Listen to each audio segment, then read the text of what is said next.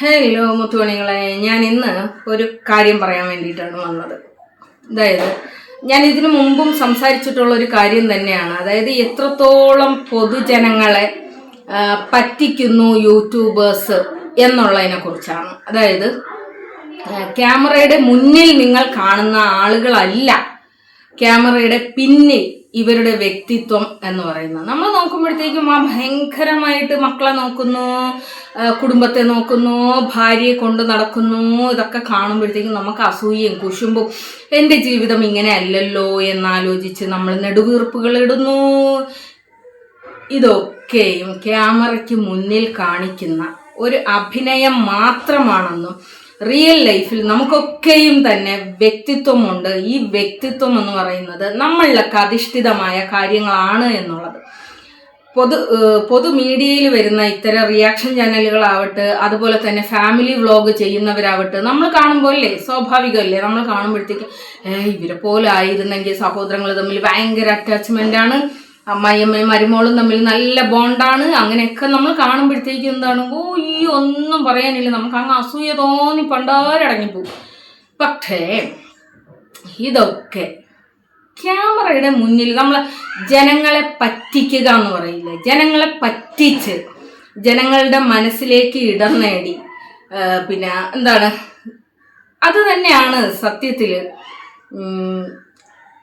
Almost യൂട്യൂബേഴ്സിൻ്റെയും ഒരു ലക്ഷ്യം എന്ന് പറയുന്നത്. ഇതിൽ നിഷ്പക്ഷമായി നിൽക്കുന്നവർ എന്ന് പറയുന്നത് വളരെ ചുരുക്കമായിട്ടുള്ള, വളരെ വിരലിൽ എണ്ണാവുന്നവർ മാത്രമായിരിക്കും. അവർ പോലും ചില സന്ദർഭങ്ങളിൽ കാലുമാറിയേക്കാം.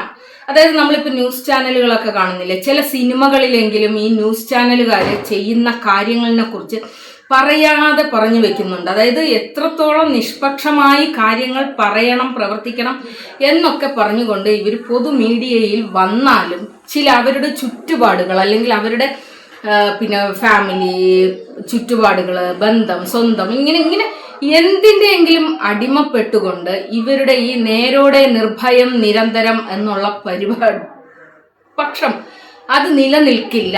ഇപ്പം നമ്മളാണ് സ്വാഭാവികമായിട്ട് ജനങ്ങൾ തീരുമാനിക്കുക, ഇത് നമ്മൾ കാണണോ, കാണണ്ടേ, പ്രോത്സാഹിപ്പിക്കണ്ടേ എന്നുള്ളത് ജനങ്ങൾക്ക് തീരുമാനിക്കാൻ വേണ്ടിയിട്ട് പറ്റും. പക്ഷേ ജനങ്ങളുടെ മനസ്സിനെ ഇവർ കീഴടക്കി ഒരു ഈ മദ്യം, മയക്കുമരുന്ന്, മദാലസ ഇതൊക്കെ മാത്രമാണ് മനുഷ്യരെ അടിമപ്പെടുത്തുന്നത് എന്ന് നമ്മൾ ധരിക്കുന്നുണ്ട്. എങ്കിലും ഇന്ന് ഓൾമോസ്റ്റ് സോഷ്യൽ മീഡിയയും മദ്യത്തിനേക്കാൾ, മയക്കുമരുന്നിനേക്കാൾ, മദാലസയേക്കാൾ മനുഷ്യനെ അടിമപ്പെടുത്തുന്ന ഒന്നാണ് എന്ന് ഞാൻ പറയും.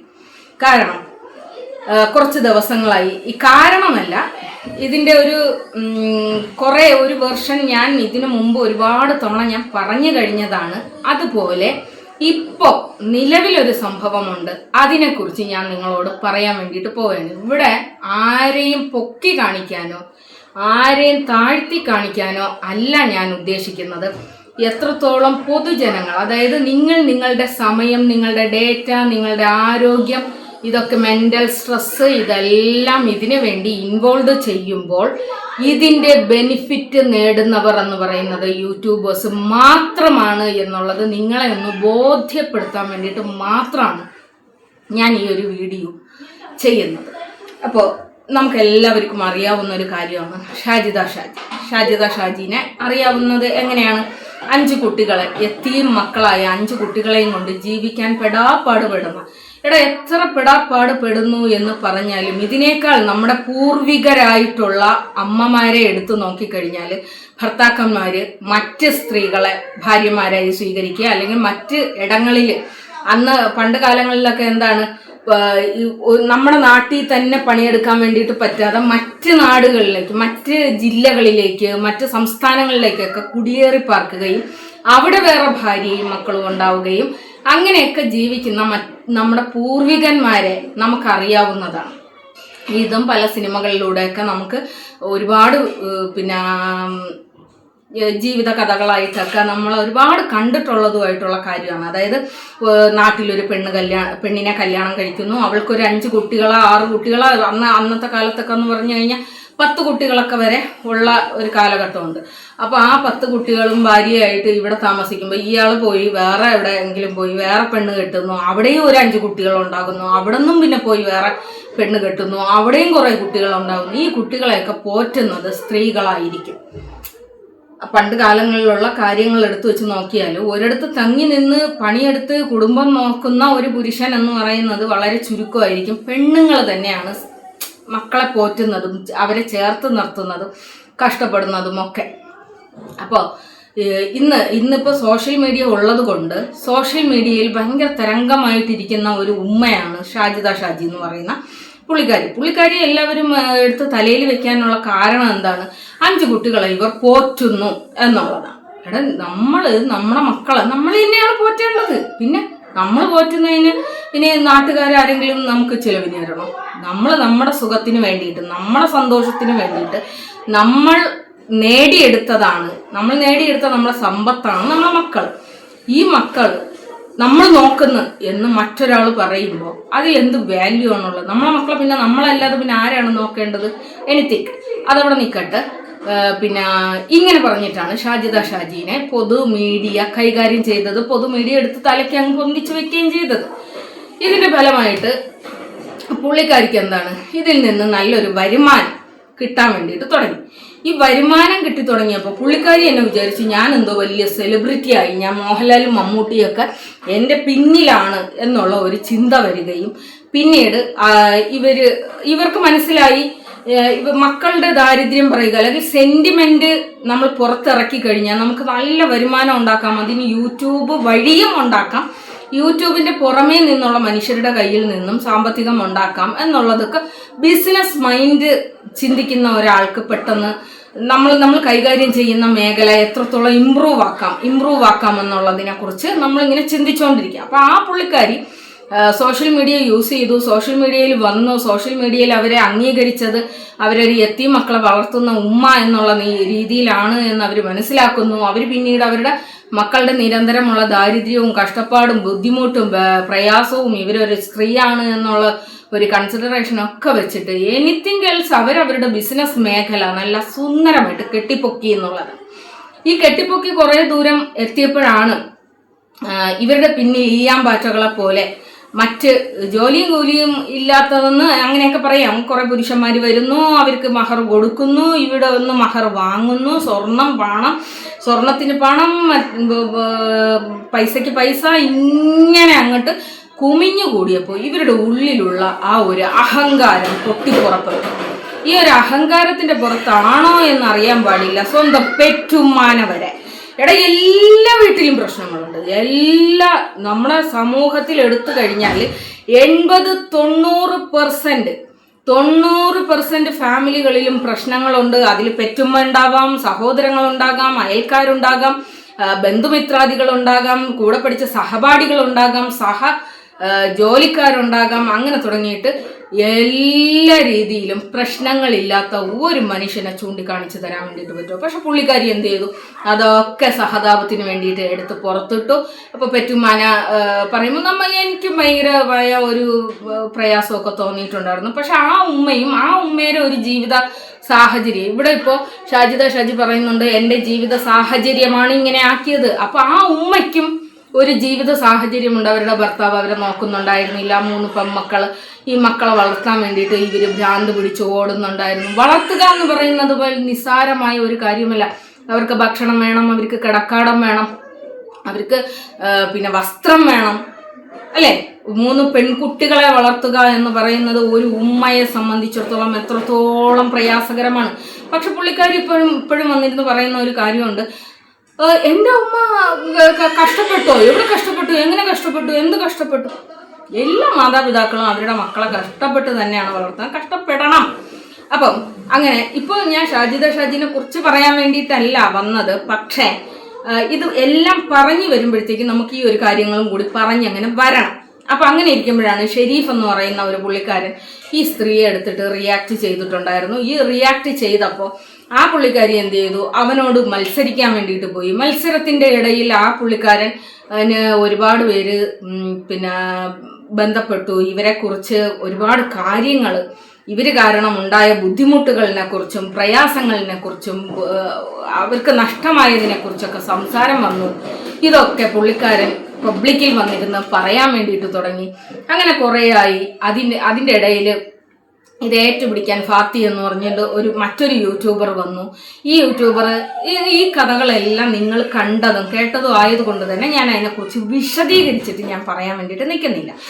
പക്ഷേ ഒരു കാര്യത്തിനെ കുറിച്ച് എനിക്ക് പറയാതിരിക്കാൻ വേണ്ടിയിട്ട് പറ്റുന്നില്ല. ഈ ഷാജി നമ്മുടെ ഷെരീഫ് മണ്ണാർക്കാടിൻ്റെ വീട്ടിലേക്ക് ഇരച്ചു കയറിയിട്ടുണ്ടായിരുന്നു. അവിടെ വെച്ച് ഓട്ടോ ഓടുകയും പോലീസ് സ്റ്റേഷനിൽ കേസ് കൊടുക്കുകയും ബഹളങ്ങൾ ഉണ്ടാവുകയും അങ്ങനെ തുടങ്ങിയിട്ട് വേണ്ട പ്രശ്നങ്ങൾ ഉണ്ടായതിന് ശേഷം ഈ കഴിഞ്ഞ നോമ്പിനെ ഇവളെല്ലാവരോടും പൊരുത്തം ചോദിക്കുകയും, അതാണ് പോയിന്റ്.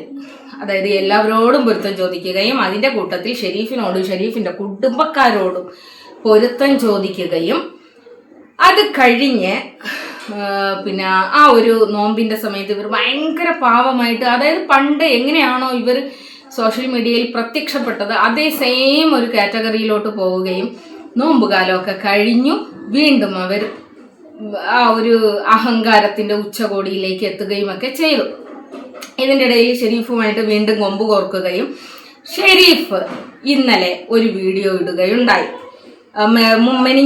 മെനിഞ്ഞാന്ന് ഒരു മാങ്ങയൊക്കെ കഴിച്ചിട്ട് ഭയങ്കരമായ ഒരു വീഡിയോ ഇട്ടപ്പോഴത്തേക്ക് ഞാനും വിചാരിച്ചു എന്തോ നടക്കാൻ പോകുന്നു. ഈ ഷാജിദനെ സപ്പോർട്ട് ചെയ്തുകൊണ്ട് വന്നതാണ് ആ ഫാത്തി എന്നുള്ളതാണ്. ഫാത്തി പുള്ളിക്കാരൻ്റെ സഹോദരിയെക്കുറിച്ചും ഉമ്മാനെക്കുറിച്ചും മക്കളെക്കുറിച്ചും ഭാര്യനെക്കുറിച്ചും ഒക്കെ ഭയങ്കര മോശമായിട്ടുള്ള കേട്ട് നിൽക്കാൻ അറയ്ക്കുന്ന, കുടുംബത്തിൽ പിറന്നവർക്ക് അത് കേട്ട് നിൽക്കാൻ അറയ്ക്കുന്ന തരത്തിലുള്ള കുറേ അധികം കാര്യങ്ങൾ ഫാത്തി പറഞ്ഞപ്പോൾ നിശബ്ദനായി നിന്ന നമ്മുടെ ഷെരീഫ് ഒരു വൈകുന്നേരം ആയപ്പോഴത്തേക്ക് ഒരു വീഡിയോ ഇട്ടിട്ടുണ്ടായിരുന്നു. ഫാത്തിയുടെ കഥ നാളത്തോടെ കഴിയുകയാണ്. ഇന്നത്തെ ഒരു ദിവസം നിനക്ക് എന്നെ എന്തു വേണമെങ്കിലും പറയാം, നാളെ കഴിഞ്ഞാൽ നിന്റെ കഥ അവസാനിക്കുകയാണ്. അപ്പം ഞാനിങ്ങനെ ചിന്തിച്ചു, പുള്ളിക്കാരൻ ഈ ഷെരീഫിൻ്റെ പെങ്ങളെയും ഭാര്യനെയൊക്കെ ഭയങ്കര വൃത്തികേടായിട്ട് കാര്യങ്ങൾ പറഞ്ഞിട്ടുണ്ട്. എന്നെ സംബന്ധിച്ചിടത്തോളം ഞാൻ അതിനെ പ്രോത്സാഹിപ്പിക്കുകയോ അല്ലെങ്കിൽ അതിനെ ന്യായീകരിക്കുകയോ ചെയ്യുന്നില്ല. അതായത് നമ്മൾ തമ്മിൽ ഒരു വിഷയം വരുമ്പോൾ ഞാനും നീയും തമ്മിലാണ് അടികൂടേണ്ടത്. ഈ പണ്ട് രാജാക്കന്മാരൊക്കെ നമ്മുടെ രാജ്യത്തിനെ ആക്രമിച്ച ഒരു രീതി നമ്മൾ ചരിത്രത്തിൽ പഠിക്കുന്ന സമയത്ത്, ചരിത്രത്തിൽ എപ്പോഴും രാജാക്കന്മാരെ തടയാൻ, അല്ലെങ്കിൽ ഭയങ്കര ശക്തന്മാരാണ് നമ്മുടെ രാജാക്കന്മാരെന്ന് പറയുന്നത്, ഭയങ്കര ശക്തന്മാരും അധികായന്മാരും ഒക്കെയാണ്. പക്ഷെ ഇവരെ തടയാൻ പറ്റുന്ന ഒരു കാര്യം എന്ന് പറയുന്നത് എന്താണെന്നറിയാമോ? ഈ നാട്ടിലുള്ള, അല്ലെങ്കിൽ ഈ രാജാവ് ഭരിക്കുന്ന നാട്ടിലുള്ള സ്ത്രീകളെ അപമാനിക്കുക, മാനഭംഗപ്പെടുത്തുക, അങ്ങനെ തുടങ്ങിയിട്ട് ആ ഒരു രീതിയിലാണ് രാജാക്കന്മാരെ പണ്ട് അടിച്ചമർത്താൻ വേണ്ടിയിട്ട്, അല്ലെങ്കിൽ അവരെ ബന്ധിക്കാൻ വേണ്ടിയിട്ട് ശ്രമിക്കുന്ന ഒരു രീതി എന്ന് പറയുന്നത് ആ ഒരു രീതിയിലാണ്. അതുപോലെ തന്നെ നമ്മൾ മറ്റ് ലോകമഹായുദ്ധങ്ങളൊക്കെ എടുത്താലും, അല്ലെങ്കിൽ പണ്ട് ഉണ്ടായ കലാപങ്ങളുടെ കഥകൾ എടുത്താലും അവിടെയും നമുക്ക് കേൾക്കാൻ പറ്റുന്നത് ഗർഭിണികളെ പീഡിപ്പിച്ചു, ഗർഭസ്ഥ ശിശുവിനെ ശൂലത്തിൽ കുത്തി പുറത്തെടുത്തു എന്നൊക്കെ തുടങ്ങിയിട്ടുള്ള, അതെന്ന് പറഞ്ഞു കഴിഞ്ഞാൽ അതിനെ ഒരിക്കലും നമുക്ക് ഒരു ന്യായീകരിക്കാൻ വേണ്ടിയിട്ട് നമുക്ക് പറ്റുന്ന ഒരു കാര്യമല്ല. അതായത് ഡയറക്റ്റ് ആണുങ്ങളോട്, യോദ്ധാക്കന്മാരോട്, യുദ്ധം ചെയ്യാൻ തയ്യാറായിട്ടുള്ള, സന്നാഹമുള്ള, യുദ്ധം ചെയ്യാൻ വേണ്ടിയിട്ട് റെഡി ആയിട്ടുള്ള ആളുകളോട് മത്സരിക്കുന്നതിന് പകരം പിന്നിൽ കൂടി അവരുടെ വീട്ടിലെ സ്ത്രീകളെ ഉപദ്രവിക്കുക, അങ്ങനെയാണ് നമ്മുടെ നാട്ടിൽ, നമ്മുടെ രാജ്യത്ത് സ്ത്രീകൾക്കും കുട്ടികൾക്കും വേണ്ടിയിട്ട് നിയമങ്ങൾ പോലും ഇന്ന് വന്നിട്ടുള്ളത്. അപ്പോൾ അങ്ങനെയുള്ള സ്ത്രീകളെ ഒരാളിനെ ഉപദ്രവിക്കാൻ വേണ്ടിയിട്ട് നമ്മൾ ശ്രമിക്കുമ്പോൾ ഡയറക്റ്റ് അയാളെ ഉപദ്രവിക്കുന്നതിന് പകരം അയാളെ ഭാര്യ, അയാളെ മക്കൾ, അയാളെ ഉമ്മ തുടങ്ങി അങ്ങനെ ആക്രമിക്കുന്നതിനെ ഭീരുത്വം എന്ന് തന്നെയാണ് പറയുന്നത്. അതിനെ ഒരിക്കലും ധീരത എന്ന് നമുക്ക് പറയാൻ വേണ്ടിയിട്ട് പറ്റില്ല, അതിനെ ഭീരുത്വം എന്ന് തന്നെയാണ് പറയാൻ വേണ്ടിയിട്ട് സാധിക്കുന്നത്. അപ്പോൾ ഫാത്തി ചെയ്തിരിക്കുന്നത് ഭീരുത്വമാണ്. അപ്പോൾ ഇതിൻ്റെ ഫലമായിട്ട് ഈ പെങ്ങളെയും മക്കളെയും ഭാര്യനെയൊക്കെ പറഞ്ഞതുകൊണ്ട് ഫാത്തിനെ നാളെ പല്ലടിച്ച് താഴെ ഇടും എന്നൊക്കെ വിചാരിച്ചും കൊണ്ട് കാത്തിരുന്ന ഞാൻ നനഞ്ഞ പടക്കം പൊട്ടിയതുപോലത്തെ ഒരു സംഭവമാണ് കണ്ടത്. അതായത് പുള്ളിക്കാരൻ ചെയ്തത് എന്തെന്ന് വെച്ച് കഴിഞ്ഞാൽ, ഈ ഫാത്തി എന്ന് പറയുന്ന പുള്ളിക്കാരൻ്റെ വീട്ടിലേക്ക് പോവുകയും അവിടെ അവൻ്റെ ഉപ്പാനോട് കുളിപ്പിച്ച് കിടത്തോടാ നിന്റെ മോനെ എന്ന് പറഞ്ഞിട്ട് ഇറങ്ങിപ്പോരുകയും ചെയ്തു എന്നുള്ളതാണ്. ഇതെന്ത് ധീരത, അല്ലെങ്കിൽ ഇതെന്താണ് എന്നെ സംബന്ധിച്ചിടത്തോളം ഞാൻ ഇങ്ങനെ ഉഷായി പോയ ഒരു കാര്യമാണ്. ഭയങ്കര ആണത്തം, ഭയങ്കര ഇത് എന്ന് പറഞ്ഞിട്ട് പോയിട്ട്, അങ്ങനെയാണെങ്കിൽ ധീരത എന്ന് പറയാൻ വേണ്ടിയിട്ട് നമുക്ക് പറ്റുന്നത് ഷാജിദ ചെയ്ത കാര്യമാണ്. അതായത് ഷാജിദ ഒരൊറ്റ പെണ്ണായി നിന്നുകൊണ്ട് ഇവൻ വിളിച്ചിട്ട് തന്നെയാണ് ഷാജിദ ഇവന്റെ വീട്ടിലേക്ക് കയറി ചെന്നത്. നീ ധൈര്യമുണ്ടെങ്കിൽ കയറി പാടി എൻ്റെ വീട്ടിൽ, എൻ്റെ വീട് ഇവിടെയാണടി, എൻ്റെ വീട് ഇങ്ങനെയാണടി എന്ന് പറഞ്ഞപ്പം അവന്റെ വീട്ടിലേക്ക് അവന്റെ ഉപ്പയും ഉമ്മയും ഭാര്യയും ബന്ധുക്കളും സ്വന്തക്കാരും അയൽവാസികളും നമുക്കെല്ലാവർക്കും അറിയാവുന്ന ഒരു കാര്യമാണ്. നമ്മൾ ജീവിക്കുന്ന ചുറ്റുപാട് എന്ന് പറയുന്നത് എപ്പോഴും പുറമേ നിന്ന് ഒരാൾ നമ്മളെ ഉപദ്രവിക്കാൻ വന്നു കഴിഞ്ഞാൽ നമ്മുടെ ചുറ്റുപാട് ആരോടൊപ്പം നിൽക്കും? നമ്മുടെ കൂടെ നിൽക്കും. എൻ്റെ വീട്ടിലേക്ക് ഇപ്പോൾ ഒരാൾ ഇരച്ചു കയറുകയാണ് എന്നെ ഉപദ്രവിക്കാൻ വേണ്ടിയിട്ട്, അല്ലെങ്കിൽ എന്നെ 10 ചീത്ത വിളിക്കാൻ വേണ്ടിയിട്ട് വരെയാണ് എന്ന് വെച്ച് കഴിഞ്ഞാൽ എൻ്റെ പരിസരം ആരെ കൂടെ നിൽക്കും? എൻ്റെ കൂടെ നിൽക്കും. എൻ്റെ നാട് ആരെ കൂടെ നിൽക്കും? എൻ്റെ കൂടെ നിൽക്കും. അപ്പൊ ഇത് ഏതൊരു കോമൺ സെൻസ് ഉള്ള വ്യക്തിക്കും അറിയാവുന്ന ഒരു കാര്യമാണ്. ഷാജിദയ്ക്കും ഇതറിയാം. അത് അവന്റെ നാടാണ്, അവന്റെ ഉമ്മയും ഉപ്പയും ഭാര്യയും സഹോദരങ്ങളും ഒക്കെ ഉള്ള ഒരു നാടാണ്. അവന്റെ ചുറ്റുവട്ടത്ത് അവന്റെ ബന്ധുക്കളുണ്ട്, അവന്റെ ചുറ്റുവട്ടത്ത് അവന്റെ പരിചയക്കാരുണ്ട്, നെയ്ബേഴ്സ് ഉണ്ട്. ഇതെല്ലാവരും ഉണ്ടായിരുന്നിട്ടും ധൈര്യസമേതം ലൈവും ഇട്ടുകൊണ്ട് ഇവന്റെ വീട്ടിലേക്ക് ചെന്ന് കയറിയ ഷാജിദ ചെയ്തതിന് ധീരത എന്നല്ലേ പറയാൻ പറ്റൂ? ഈ പുള്ളിക്കാരൻ അത് എപ്പോഴും ഇവൻ നാട്ടിൽ വന്നതിന് ശേഷം, ഇവനും ആ നാട്ടിലുണ്ട്, അപ്പോഴാണ് ഷാജിദ എന്ത് ചെയ്യുന്നത്? ഇവന്റെ വീട്ടിലേക്ക് കയറി ചെല്ലുന്നത്. അതിനെ ധീരത എന്ന് പറയാൻ വേണ്ടിയിട്ട് പറ്റും. പുള്ളിക്കാരൻ ചെയ്തത് എന്തെന്ന് വെച്ച് കഴിഞ്ഞാൽ, ഫാത്തി എന്ന് പറയുന്ന പുള്ളിക്കാരന്റെ ഉപ്പാന്റെ വീട്ടിലേക്ക് പോയി. അവിടെ ഫാത്തി ഇല്ല, ഫാത്തിന്റെ ഭാര്യയില്ല, ആരുമില്ല, അവന്റെ അയൽക്കാരെന്നൊക്കെ പറയുന്ന അതൊക്കെ കഴിഞ്ഞിട്ട് അവരുടെ ചുറ്റുവട്ടത്ത് നിന്ന് കേട്ടിട്ടുള്ള കുറെ കാര്യങ്ങളൊക്കെ എടുത്തുകൊണ്ട് വന്നു എന്തോ ഭയങ്കര കാര്യമായിട്ട് പ്രസന്റ് ചെയ്യുന്നുണ്ട്. സത്യത്തിൽ ഈ ഫാത്തി എന്ന് പറയുന്ന പുള്ളിക്കാരൻ എങ്ങനെയാണ് രംഗത്ത് വരുന്നത്? ഭാര്യയുടെ അവിഹിതം പറഞ്ഞുകൊണ്ട്, ഭാര്യ ശരിയല്ലാത്തത് കൊണ്ട് തൻ്റെ 2 മക്കളെയും ഞാൻ പോറ്റുന്നു എന്ന് പറഞ്ഞുകൊണ്ട്. ഒരു ഭാര്യ ശരിയല്ലാതാവണമെങ്കിൽ ഭർത്താവ് എത്രത്തോളം നല്ലവനായിരിക്കണം? അയാളെ എന്നെ സമ്മതിക്കുന്നുണ്ട്, ഓക്കെ, എൻ്റെ ഭാഗത്ത് അങ്ങനെ തെറ്റുണ്ട്, ഞാൻ ഇങ്ങനത്തെ ഒരുവനാണ്, അതുപോലെ തന്നെ ഞാൻ പെണ്ണുങ്ങളുമായിട്ട് എനിക്ക് സൗഹൃദമുണ്ട്, ഞാൻ ആളുകളോട് സംസാരിക്കാറുണ്ട്, ഞാൻ സ്ത്രീകളോട് സംസാരിക്കാറുണ്ട് എന്നുള്ളതൊക്കെ ആര് സമ്മതിക്കുന്നുണ്ട്? ഫാത്തി സമ്മതിക്കുന്നുണ്ട്. അപ്പൊ ഇങ്ങനെ സമ്മതിച്ച് ഞാനൊരു ചെറ്റയിലും ചെറ്റയാണ് എന്ന് സമ്മതിച്ചുകൊണ്ട് പബ്ലിക്കിൽ വന്ന് നിൽക്കുന്ന ആ ഒരു പുള്ളിക്കാരനെ വീണ്ടും വന്നിട്ട് പറയാണ് ഫാത്തിയുടെ വാപ്പക്ക് വേറെ മക്കളുണ്ട്. ആയിക്കോട്ടെ, അതിനെന്ത്? ഫാത്തി എന്ത് പിഴയ്ക്കുന്നു? നമ്മുടെ നാട്ടില് 18 വയസ്സ് തികയുന്ന ഒരു പുരുഷൻ അല്ലെങ്കിൽ ഒരു സ്ത്രീ എന്ന് പറയുന്നത് ഇൻഡിവിജ്വൽ ആയിട്ടുള്ള ഒരു പേഴ്സൺ ആണ്. ആ പുള്ളി ചെയ്യുന്ന തെറ്റുകൾക്ക് മാത്രം ആ പുള്ളി ഉത്തരം പറയേണ്ട കാര്യമുള്ളൂ. പിന്നെ ഭാവിയിലോ അല്ലെങ്കിൽ നേരത്തെ അവരെന്തെങ്കിലും തെറ്റുകൾ ചെയ്തിട്ടുണ്ട് എങ്കിൽ പോലും ഇപ്പോൾ അവർ തെറ്റുകൾ ചെയ്യുന്നുണ്ടോ എന്നുള്ളത്, നിലവിൽ ഒരു തെറ്റുകൾ ചെയ്യുന്നുണ്ടോ എന്നുള്ളതാണ് നമുക്കത് വാല്യൂ ആയിട്ട് തോന്നുന്ന ഒരു കാര്യം എന്ന് പറയുന്നത്. നിലവിലും ഫാത്തി എന്ന് പറയുന്ന പുള്ളിക്കാരൻ ശരിയാണ്, ഞാൻ ഇങ്ങനെ തന്നെ ചെയ്യുന്നു.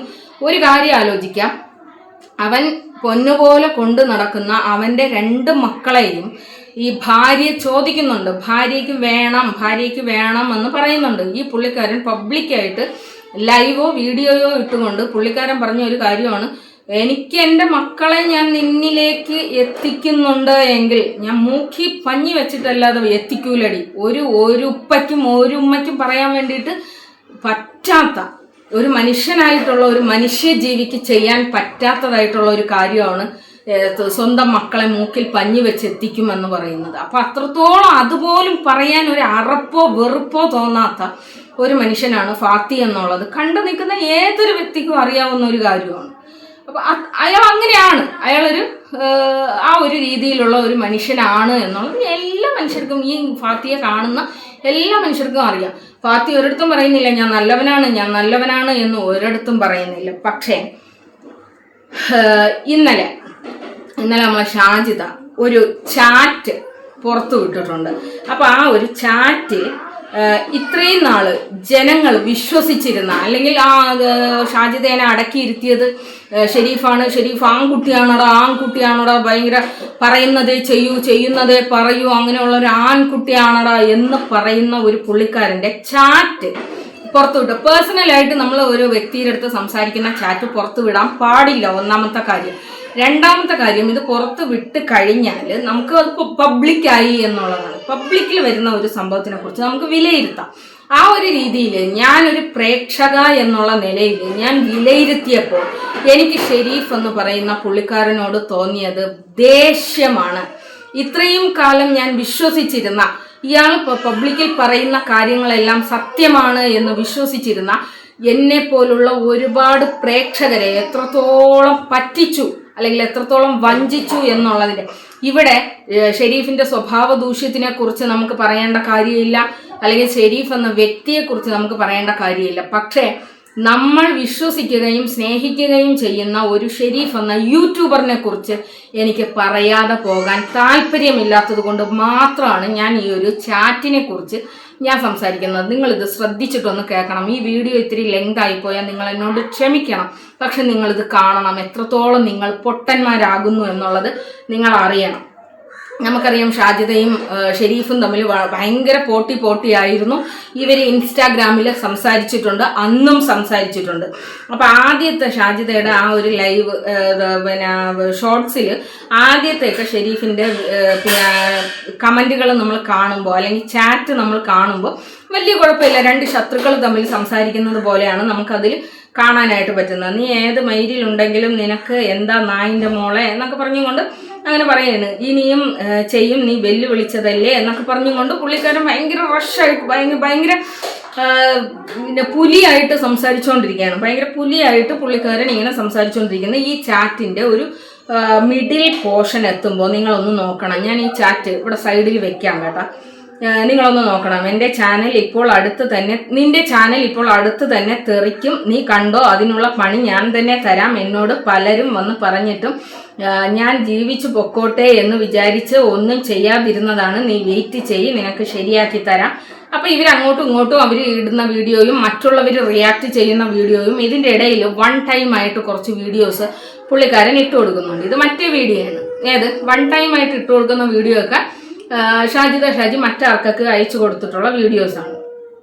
നീ ഒന്ന് എനിക്ക് ഉണ്ടാക്കി കാണിക്ക്, നിന്നെ ഞാൻ ഒഴിവാക്കി വിട്ടതാ, ഇത് നീ ചോദിച്ചു വാങ്ങിയതാ. ഇന്ന് മണ്ണാർക്കാടാണെങ്കിൽ എനിക്ക്, നീ മണ്ണാർക്കാടാണെങ്കിൽ എനിക്ക് എന്താടി, നീ ചെല്ല് പോലീസിൽ പോയി പറയും, നിന്റെ സ്വഭാവം എല്ലാം അവരും കൂടി ഒന്ന് അറിയട്ടെ, എന്നെയാണോ നീ പേടിപ്പിക്കുന്നത് എന്നൊക്കെ പറഞ്ഞുകൊണ്ട് ഭയങ്കര ആൺകുട്ടിയായിട്ട് എന്നെ സംസാരിക്കുന്നുണ്ട്. ഇതിൻ്റെ താഴോട്ടൊക്കെ വന്നു കഴിഞ്ഞാൽ പിന്നീട് നിങ്ങൾ ശ്രദ്ധിക്കേണ്ടുന്ന ഒരു കാര്യമുണ്ട്. ഇതിൻ്റെ താഴോട്ട് വന്നു കഴിഞ്ഞാൽ സെറ്റ് അതായത് ഇവൻ വരുമെന്ന് പറയുന്നു, പോലീസ് സ്റ്റേഷനിൽ കേസ് അവർ കൊടുത്തിട്ടുണ്ട് എന്ന് പറയുന്നു. ഇയാൾ നാട്ടിലില്ലാത്തത് കൊണ്ടാണ് ഇയാളെ പിടിക്കാൻ പറ്റാത്തത്. എന്നാൽ പിന്നെ ഞാൻ വരുന്നുണ്ട്, ഞാൻ നാട്ടിൽ അടുത്ത മാസം വരുന്നുണ്ട് എന്നൊക്കെ പറഞ്ഞുകൊണ്ട് ഇവർ ഇൻസ്റ്റാഗ്രാമിൽ സംസാരിക്കുന്നുണ്ട്. അത് കഴിഞ്ഞിട്ട് ഇതാ ഇവിടെ ഇങ്ങനെ വൺ ടൈം വീഡിയോ ഒക്കെ കൊടുത്തിട്ടുണ്ട്. നിങ്ങൾ കേട്ടിട്ടുള്ള ആ ഒരു വീഡിയോ ആണ്. ഇതിൻ്റെ താഴെ പിന്നീട് ഇവരൊരു ഇവർ ആ ഒരു ടൈമിലൊക്കെ ഇവർ ഇൻസ്റ്റാഗ്രാമിൽ സംസാരിക്കുന്നുണ്ട് കേട്ടോ. ശത്രുക്കളായിട്ട് തന്നെ ഇവർ സംസാരിക്കുന്നുണ്ട്. ഈ സംസാരിക്കുന്നതിൻ്റെ ഇടയിൽ നമ്മൾ കണ്ട ഒരു വീഡിയോ ഉണ്ട്. ഏതാണ്? നമ്മൾ കണ്ട ഒരു വീഡിയോ ഉണ്ട്. ഈ ഷെരീഫിൻ്റെ അടുത്തും കുടുംബത്തിൻ്റെ അടുത്തും ഷാജിദ പോയി മാപ്പ് പറയുന്ന ഒരു വീഡിയോ ഉണ്ട്. നിങ്ങളൊന്ന് ശ്രദ്ധിക്കുക. ഒരു കാര്യം പറയാനുണ്ട്, എന്നിട്ട് നീ വീഡിയോ ഇട്ടോ, നിനക്ക് ഗുണമുള്ളതാ, പേടിക്കണ്ട, എന്തായാലും നീ വന്ന് മാപ്പ് പറയലും കരച്ചിലും എല്ലാം ആയതുകൊണ്ട് നിനക്ക് തന്നെ ഗുണം കിട്ടും. ഇവൻ വൺ ടൈം ഉള്ള ആ വീഡിയോസ് ഇവൾക്ക് അയച്ചു കൊടുത്തപ്പോൾ ഇവക്ക് മനസ്സിലായി സംഭവം കൈവിട്ടു പോയി, ഇവൾ ആർക്കൊക്കെയോ അയച്ചു കൊടുത്ത ആ വീഡിയോ ഇവന്റെ കയ്യിൽ എത്തിപ്പെട്ടു എന്നുള്ളത് ഇവൾക്ക് മനസ്സിലായി കഴിഞ്ഞപ്പോൾ ഇവള് ഷെരീഫിന്റെ അടുത്ത് ഈ വീഡിയോ, അതായത് പബ്ലിക്കിൽ നിങ്ങൾ കാണേ ആ പുള്ളിക്കാരനോട് മാപ്പ് പറയുന്നതിന് മുമ്പ് ഈ വീഡിയോ നിങ്ങൾ പബ്ലിഷ് ചെയ്യല്ലേ, ഇതിനെക്കുറിച്ച് ആരോടും പറയല്ലേ എന്നൊക്കെ പറഞ്ഞുകൊണ്ട് ഇവര് സംസാരിച്ചിരിക്കണം. അപ്പോഴാണ് പുള്ളിക്കാരൻ പറയുന്നത്, നീ പബ്ലിക്കായിട്ട് എന്നോട് മാപ്പ് പറയൂ. അപ്പൊ ഇവർ വഴിയിൽ വെച്ച് കണ്ട ഒരു മീറ്റിംഗ് ഉണ്ട്. വഴിയിൽ വെച്ച് യാദർച്ഛികമായിട്ട് ഇവർ കാണുന്നു, ഉമ്മാനെയും വാപ്പാനെയും പിന്നെ കുടുംബത്തിനെയൊക്കെ നോമ്പിന്റെ തലേ ദിവസം ഇവർ മാർക്കറ്റിൽ വെച്ച് കാണുന്നു. അവിടെ വെച്ച് ഇവരൊരു വീഡിയോ എടുക്കുന്നു. നമ്മൾ തമ്മിൽ എല്ലാ പ്രശ്നങ്ങളും പറഞ്ഞ് തീർത്തു കേട്ടോ എന്നൊക്കെ പറഞ്ഞുകൊണ്ട് ഷാജിദ വരുന്നു. ഈ സംഭവം എന്ന് പറയുന്നത് ഇവർ പ്ലാൻ ചെയ്തതാണ് എന്നുള്ളത്. നോക്ക്, ഒരു കാര്യം പറയാനുണ്ട്, എന്നിട്ട് നീ വീഡിയോ ഇട്ടോ, നിനക്ക് ഗുണമുള്ളതാ, പേടിക്കണ്ട, എന്തായാലും നീ വന്ന് മാപ്പ് പറയലും കരച്ചിലുമെല്ലാം കഴിഞ്ഞതല്ലേ. അപ്പൊ അങ്ങനെയാണ്. എന്നിട്ട് ഇവര് കോൾ ചെയ്ത് എന്തൊക്കെയോ സംസാരിച്ചിരിക്കുന്നു. പിന്നെ നമ്പർ തരുമോ, നമ്പരൊക്കെ ഇതിൽ കൊടുത്തിട്ടുണ്ട് കേട്ടോ. പുള്ളിക്കാരൻ്റെ നമ്പരൊക്കെ ഇതിൽ കൊടുത്തിട്ടുണ്ട്. ആരോടും പറയണ്ട, ആർക്കും കൊടുക്കല്ലേ നമ്പർ. ആരും അറിഞ്ഞില്ല, എല്ലാവരും കണ്ടു പോനെ ഇപ്പം. കാരണം ഇനി അതിൻ്റെ താഴെയുള്ള കമൻറ്റുകൾ നിങ്ങളൊന്ന് ശ്രദ്ധിച്ച് കേൾക്കണേ. കാരണം ഇനി എനിക്ക് ഇതിൻ്റെ പേരിൽ കോൾ ഒരുപാട് വരും.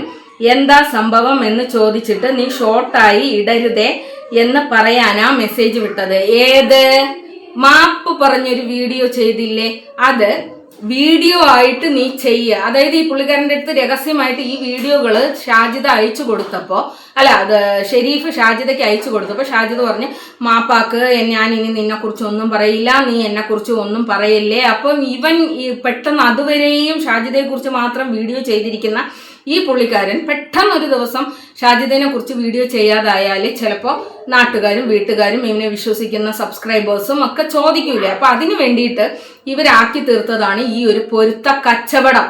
എത്രത്തോളം ജനങ്ങളെ പൊട്ടരാക്കുന്നതെന്നൊന്ന് ആലോചിച്ച് നോക്കണം. നീ വീഡിയോ തന്നെയല്ലേ ഇട്ട, അപ്പൊ കുഴപ്പമില്ല.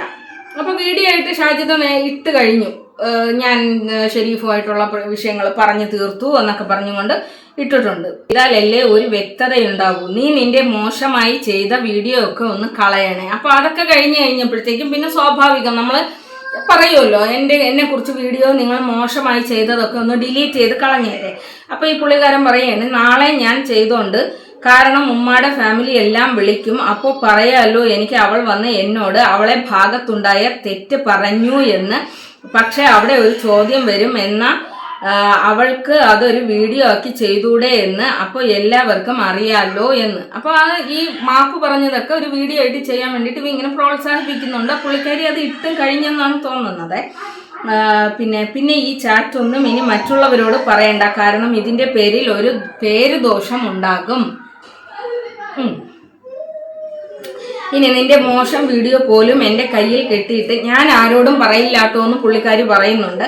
നിന്റെ മോശം വീഡിയോ പോലും കയ്യിൽ കിട്ടിയിട്ട് ഒരാൾക്കും വിട്ടില്ല. ഞാൻ നിന്നെ പേടിപ്പിക്കാൻ വേണമെങ്കിൽ സ്ക്രീൻഷോട്ട് തരാമെന്ന് പറഞ്ഞിട്ട് ഒരാൾക്ക് മാത്രം ഇട്ടുകൊടുത്തിട്ടുണ്ട്. അതിൽ നിന്റെ ഒരു ഭാഗവും ഉൾപ്പെട്ടിട്ടില്ല. നിന്റെ മക്കളെ വിചാരിച്ചാൽ ഞാൻ അത് ഒരു ഷെയർ ചെയ്യാത്തത്. നിന്റെ മോശം വീഡിയോ പോലും കയ്യിൽ കിട്ടിയിട്ട് അത് വീണ്ടും റിപ്പീറ്റായി വന്നതാണ്. എല്ലാവരും എല്ലാം മറക്കും, പക്ഷെ മക്കൾ മറക്കില്ല. അത് ശരിയാണ്. ഒരാളെ കുറിച്ചൊരു മോശം നമ്മൾ പറയുമ്പോൾ പലരും ഇപ്പോഴും ഷാജിദയെ പറയാൻ നിൽക്കാത്തത് മക്കളെ ആലോചിച്ചിട്ടാണ്. അതുകൊണ്ട് ആർക്കും ഞാൻ വിട്ടിട്ടില്ല. ഞാൻ വീഡിയോ ഇട്ടൂടാ. അത് കഴിഞ്ഞ് പുള്ളിക്കാരി വീഡിയോ ഇട്ടിട്ട് വന്നിട്ട് പറയുന്നുണ്ട്, എടാ ഞാൻ വീഡിയോ ഇട്ടിട്ടുണ്ട്, ഓക്കെ നിന്റെ നമ്പർ തായോ, അതിൽ കോൾ വരുന്നേ അറിയുന്നില്ല. അപ്പൊ ഇതില് ഷെരീഫ് ഇടയ്ക്കിടയ്ക്ക് വിളിക്കുന്നുണ്ട്. അപ്പൊ പുള്ളിക്കാരി ഇൻസ്റ്റാഗ്രാമിൽ അത്ര ആക്റ്റീവ് അല്ലെന്ന് തോന്നുന്നു. ഇൻസ്റ്റാഗ്രാം നമ്മൾ ഓൺ ആണെങ്കിൽ മാത്രമേ നമുക്ക് കോൾ വന്നാൽ അറിയാൻ പറ്റുള്ളൂ. ഓക്കെ കുഴപ്പമില്ല, പക്ഷെ അത് ഞാൻ പറഞ്ഞ പോലെ ഇട്ടിരുന്നെങ്കിൽ നാളെ നിനക്ക് തന്നെ ഗുണം ചെയ്യുമായിരുന്നു. ഏത് ഇവിടെയാണ് നിങ്ങൾ ശ്രദ്ധിക്കേണ്ടുന്ന ഒരു കാര്യമുള്ളത്. പക്ഷേ ഞാൻ ഡിപ്രഷൻ മരുന്ന് കഴിക്കുന്നുണ്ടടാ. അതായത് ഈ ഒരു വൺ ടൈം വീഡിയോ ഇവ അയച്ചു കൊടുത്തില്ല, അത് ഈ ഷാജിദയെ ചതിച്ചിട്ട് ആരോ റെഡിയാക്കിയതാണ് എന്നൊക്കെ പറയും. എൻ്റെ പൊന്നു മോളെ, ഇതൊന്നും ചതിയൊന്നുമല്ല, മനഃപൂർവ്വം ചെന്ന് ചാടിക്കൊടുക്കുന്ന കഥ എന്ന് പറഞ്ഞാൽ മതി. സോറി, മരുന്ന് സ്റ്റോപ്പായി പോയി, വീട്ടിലെ പ്രശ്നം കാരണമാണ്. അതായത് അപ്പോഴത്തേക്കും ഇവള് സോറി പറയാൻ വേണ്ടിയിട്ട് ഇവൻ്റെ അടുത്ത് പോയ ആ വീഡിയോയിൽ ഇവള് നല്ല ക്ഷീണിച്ചിട്ടുണ്ടായിരുന്നു. അപ്പൊ പുള്ളിക്കാരൻ ആ ക്ഷീണമൊക്കെ ഒന്ന് ശ്രദ്ധിച്ചു.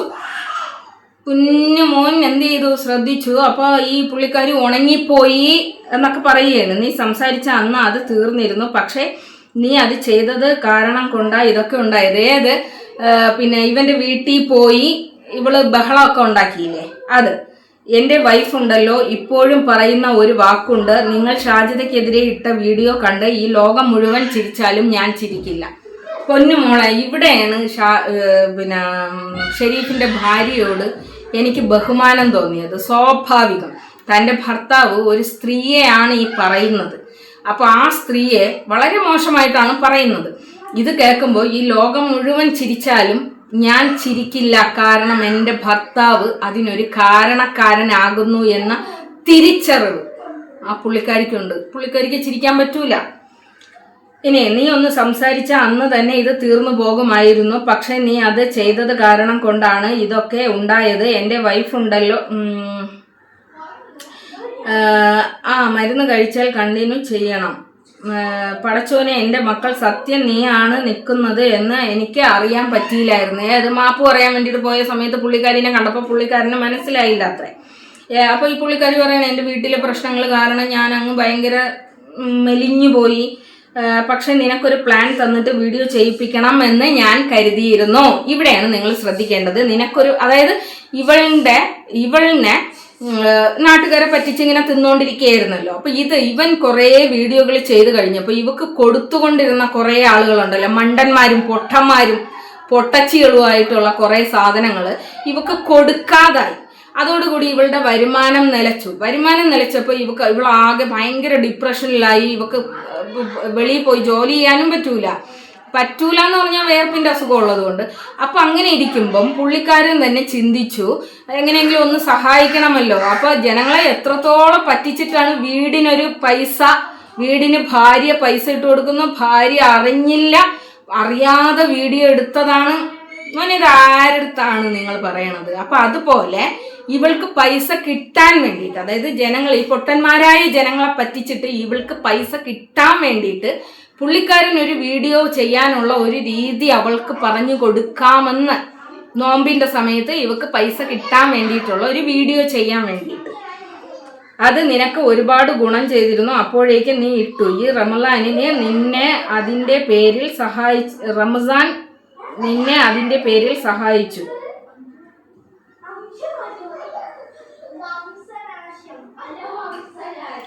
എനിക്ക് താഴ്ത്താനും അതിനേക്കാൾ പൊങ്ങിച്ചു കൊണ്ടുവരാനും അറിഞ്ഞിരുന്നു ഞാൻ അതിനാ മെസ്സേജ് വിട്ടത്. എല്ലാവരും നിലനിൽപ്പിന്റെ പേരില്ല ഓരോന്നും ചെയ്യുന്നത്. ഞാൻ ഇതിൽ വീഡിയോ ക്യാഷ് എന്ന് ഇതുവരെ വിചാരിച്ചിട്ടുമില്ല. പക്ഷേ നിനക്ക് വല്ലതും കിട്ടുന്നെങ്കിൽ കിട്ടിക്കൊണ്ട് പോട്ടെ എന്ന് വിചാരിച്ചു. നമ്മൾ അന്ന് കണ്ടു, അവിടെ തീർന്നു, അത്രേ ഉള്ളൂ. എന്തായാലും നീ വിശ്വസിച്ച ആളുകൾ നിനക്ക് പണി തന്നില്ലേ? പക്ഷെ ഞാൻ ഡിപ്രഷൻ മരുന്ന് കഴിക്കുന്നുണ്ടടാ. മരുന്ന് സ്റ്റോപ്പായി പോയിരുന്നു, വീട്ടിലെ പ്രശ്നം കാരണം. എല്ലാവരും നിലനിൽപ്പിന്റെ പേരിലാ ഓരോന്ന് ചെയ്യുന്നത്. പ്ലാൻ ചെയ്തിട്ട് ഇട്ടിരുന്നെങ്കിൽ ഒരു പക്ഷേ എൻ്റെ വീഡിയോ അതിനനുസരിച്ച് ചെയ്താൽ അതിൻ്റെ പേരിൽ കുറച്ച് ഹെൽപ്പ് വന്നിരുന്നു. ഇനി വീഡിയോ കാണുമ്പോൾ പലതരം കമൻറ്റുകൾ മൈൻഡ് ആക്കണ്ട. അപ്പൊ ഇതിന്റെ ഇടയിലുള്ള വീഡിയോയുടെ കാര്യമാണ് ഇവൻ പറയുന്നത്. പക്ഷെ നിന്റെ ആളുകൾ എന്നെ വിളിച്ച് പറയുന്നത് ഇതൊക്കെയാണ്. സ്വാഭാവികം, നമ്മളെ ശത്രുക്കളാണ് എങ്കിൽ നമ്മളെ കുറിച്ച് നല്ലത് പറയില്ലല്ലോ. അപ്പൊ ഇവര് അണ്ടർവേൾഡിൽ കൂടി പിന്നീട് ജനങ്ങളെ പറ്റിക്കാനുള്ള പരിപാടി എടുത്തോണ്ടിരിക്കുകയാണ്. ഇവൻ ഐഡിയ പറഞ്ഞു കൊടുക്കുന്നു, അവൾ ഐഡിയക്ക് അനുസരിച്ചിട്ട് നീങ്ങുന്നു. ഇതിൽ പൊട്ടന്മാരായത് ആരാണ്? അപ്പൊ എത്രത്തോളം വിശ്വസിക്കുന്നവരെ അല്ലെങ്കിൽ ഇവരെ വളർത്തുന്നവരെ എത്രത്തോളം ഒന്നും അല്ലടേ. നിങ്ങൾ സത്യത്തിൽ ഒരു കാര്യം നിങ്ങൾ മനസ്സിലാക്കണം. എൻ്റെ വീഡിയോ ആയിരുന്നാലും നിങ്ങൾ കുത്തിയിരുന്ന് കാണുന്നത് കൊണ്ട് നിങ്ങൾക്ക് ഒരു ഗുണവും വരാൻ വേണ്ടിയിട്ട് പോകുന്നില്ല. ഇതിന് ഗുണമൊക്കെ നേടുന്നത് ആരാണ്? ഞാൻ. ഇപ്പൊ നിങ്ങൾ എൻ്റെ വീഡിയോ കുത്തിയിരുന്ന് കണ്ടു കഴിഞ്ഞാൽ അതിൽ ഞാനാണ് അതിന്റെ ബെനിഫിറ്റ് കൊണ്ടുപോകുന്നത്. അതുപോലെ ഇത്തരം ആളുകളെയും നിങ്ങൾ പിന്നാലെ നടന്ന് നിങ്ങൾ പ്രോത്സാഹിപ്പിച്ച് നിങ്ങൾ പൊട്ടന്മാരാവുക. യൂട്യൂബിൽ നിന്നും ഒരു നല്ലൊരു എമൗണ്ട് വരുമാനം കിട്ടുന്നുണ്ട്. ഇതിനിടയിൽ കൂടിയാണ് ജനങ്ങളെയും കൂടി പറ്റിക്കുന്നത്. എനിക്കൊന്നും പറയാനില്ല. താഴ്ത്താനും പൊക്കാനും എല്ലാവരും നിലനിൽപ്പിന്റെ പേരിലാണ് ഓരോന്നും ചെയ്യുന്നത്. പിന്നെ അത് കഴിഞ്ഞ് ഞാൻ അത്രയ്ക്കും ചെറുപ്പത്തിലേ കഷ്ടം അനുഭവിച്ചു വന്നിരുന്നു. പിന്നെ അങ്ങ് കഥയായി. അതായത് എല്ലാവരോടും പറയുന്ന ആ കഥ ഈ പുള്ളിക്കാരൻ്റെ അടുത്തും ഈ പുള്ളിക്കാരി പറയാൻ വേണ്ടിയിട്ട് തുടങ്ങി. നിന്റെ ഒരുപാട് വീഡിയോ ഞാൻ മുമ്പ് കമന്റ് ഇട്ടിരുന്ന ഒരാളാണ്. എന്തായാലും ഇപ്പോൾ നിനക്ക് കുറച്ച് നല്ല പേരുണ്ട്. നീ നന്നായി എന്നുള്ളത് അതിൽ പിടിച്ച് നീ ശ്രദ്ധിച്ച് കാര്യങ്ങൾ ചെയ്താൽ നിനക്ക് നിന്റെ ലക്ഷ്യം നേടാം. അപ്പം വീടിന്റെ പേരില് ഷെരീഫിന്റെ ഭാര്യ പൈസ ഇട്ട് കൊടുത്ത വീഡിയോ നിങ്ങൾക്ക് എല്ലാവർക്കും ഓർമ്മയുണ്ടല്ലോ. എന്തിനാണ് ഇങ്ങനെ ഒന്ന് മനസ്സിൽ ഞാൻ നാളെ സെൻഡ് ചേർത്ത് ഒരു വീഡിയോ ഇട്ടോളാം, അതിൽ തീരും നിന്നോട് നിലവിലുള്ളവരുടെ ദേഷ്യം. സെൻഡ് ചേർത്ത് ഒരു വീഡിയോ ഇട്ടോളാന്ന്. പക്ഷെ നീ അന്ന് എൻ്റെ ഉമ്മാനോടോ വാപ്പാനോടോ പറഞ്ഞിരുന്നെങ്കിൽ ഇതിന് നിനക്ക് നീതി കിട്ടുമായിരുന്നു. പിന്നെ അതൊക്കെ കഴിഞ്ഞിട്ട് പുള്ളിക്കാരൻ ഒരു ദിവസം രാത്രിയിൽ, അതായത് നോമ്പിൻ്റെ തലേന്നാണെന്ന് തോന്നുന്നേ, ഒരു കുളിയുടെയും ഒരു കളിയുടെയും, എടാ നിങ്ങൾക്ക് ഇത് കാണാൻ വേണ്ടിയിട്ട് ഞാൻ ഇവിടെ ഇട്ടേക്കാവേ, ഈ ചാറ്റിൻ്റെ സ്ക്രീൻഷോട്ടുകൾ ഞാൻ ഇവിടെ ഇട്ടേക്കാം, നിങ്ങൾ സൗകര്യം പോലെ അങ്ങോട്ട് വായിച്ച് തീർത്തോ. നീ ഒന്ന് സംസാരിച്ചാൽ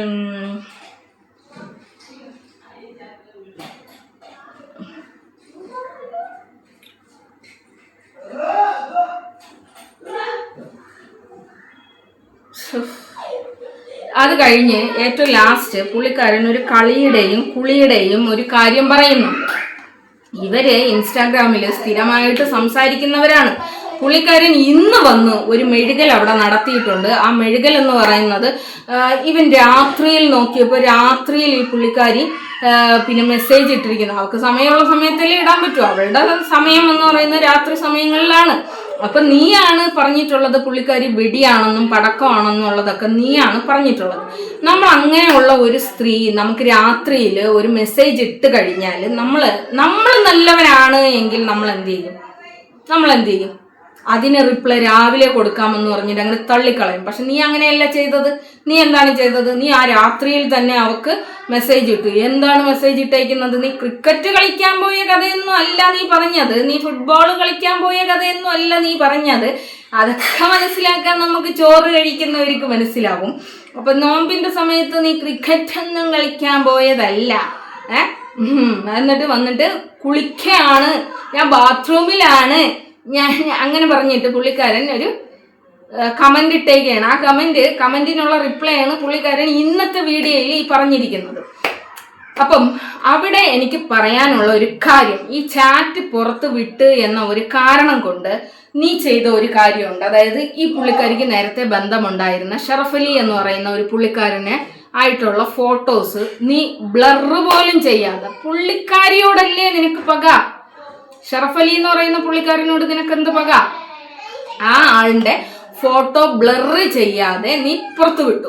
ഷാജിദയോടുള്ള ഒരു വാശിയുടെ പുറത്താണ് നീ പുറത്തു വിട്ടത്. പക്ഷേ ഇതിൽ തണുത്തുറഞ്ഞ് മഞ്ഞ് പോലായ ആ ഒരു പ്രശ്നം വീണ്ടും കത്തിക്കാനല്ലേ ആവുള്ളൂ. ഷറഫലിക്ക് ഒരു കുടുംബമുണ്ട്, ഷറഫലിക്ക് ഒരു ഫാമിലി ഉണ്ട്, അവന്റെ ഉമ്മയും വാപ്പയും അവൻ കല്യാണം കഴിക്കാൻ പോകുന്ന സ്ത്രീയും ഒക്കെ ഈ ഒരു ഫോട്ടോയിലൂടെ വീണ്ടും അവർ മറക്കാൻ ആഗ്രഹിച്ച കാര്യം പുറത്തു വരികയല്ലേ ഷെരീഫെ ചെയ്തത്. നമ്മൾ എന്ത് കാര്യം ചെയ്താലും ഒരു ന്യായം നീതി എന്ന് പറയുന്ന ഒരു സാധനം നമുക്ക് വേണ്ടേ. അപ്പോൾ ആ ചാറ്റ് പുറത്തു വിട്ടു എന്നൊരു കാരണം കൊണ്ടാണ് നീ ഈ പുള്ളിക്കാരൻ്റെ ഫോട്ടോ, അവളുമായിട്ട് ചേർന്നിട്ടുള്ള ഫോട്ടോ പുറത്തു വിട്ടത്. ഇപ്പൊ നീ എന്തിനാണ് പിന്നെ ഫാത്തിയുടെ വീട്ടിൽ പോയത്? നിന്റെ ഉമ്മാനെയും നിന്റെ പെങ്ങളെയും ഒക്കെ അനാവശ്യം പറഞ്ഞു, ഇതിലൊന്നും ഇല്ലാത്ത ഒരാളിനെ അനാവശ്യം പറഞ്ഞു എന്ന് പറഞ്ഞിട്ടല്ലേ. അപ്പൊ നീയുമായി യാതൊരു തരത്തിലും ഒരു പോട്ടിയില്ലാത്ത ഷറഫലിയെ ഇതിലേക്ക് നീ മനഃപൂർവ്വം വലിച്ചിടയല്ലേ ചെയ്തത്. അപ്പൊ ആ പുള്ളിക്കാരന്റെ ഫാമിലി ഇതിൽ വേദനിക്കൂലേ? അപ്പോൾ നമ്മൾ ന്യായമായി തന്നെ പറയണ്ടേ? ഒരു പ്രേക്ഷക എന്നുള്ള നിലയിൽ എൻ്റെ ചില സംശയങ്ങളും എൻ്റെ പിന്നെ അഭിപ്രായവുമാണ് ഞാൻ ഇവിടെ പറയുന്നത്.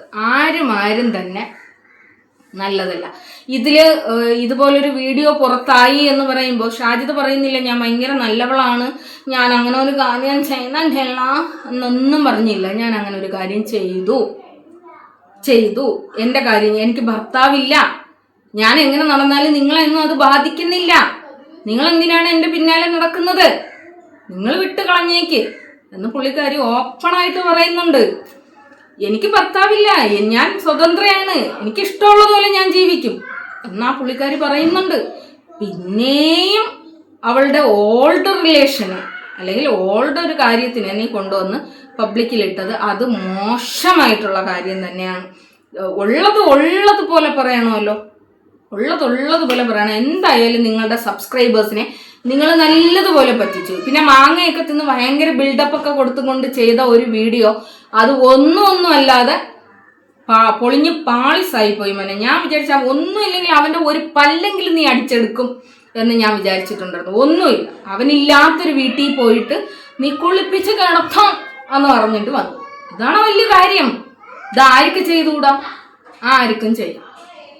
ഇനിയും നീ വന്നിട്ട് ഇത് വെളുപ്പിക്കാൻ വേണ്ടിയിട്ട് ഷാജിദേനെ പടക്കം എന്ന് പറയും. എൻ്റെ പൊന്നു മോനെ, ആ പുള്ളിക്കാരി ഭർത്താവില്ലാതെ ഒരു 5 കുട്ടികളെ വളർത്തുന്നോ? പടക്കമോ ബോംബോ എന്തോ ആവട്ടെ. പക്ഷെ അത് നീ നിരന്തരം പറയുമ്പോൾ അവൾ പറയുന്ന ഒരു കാര്യമുണ്ട്, എടാ എൻ്റെ കാമുകനല്ല നീ എന്നെ കാമുകനല്ല, ഇങ്ങോട്ടൊക്കെ നീ എന്നെ കാമുകനല്ലടാ, നീ എന്നെ കാമുകനല്ല എന്ന് പറയുന്നത് സത്യമായി തീരൂലേ? അപ്പൊ അതുകൊണ്ട് ആ കാര്യങ്ങളൊന്ന് മനസ്സിലാക്കാം.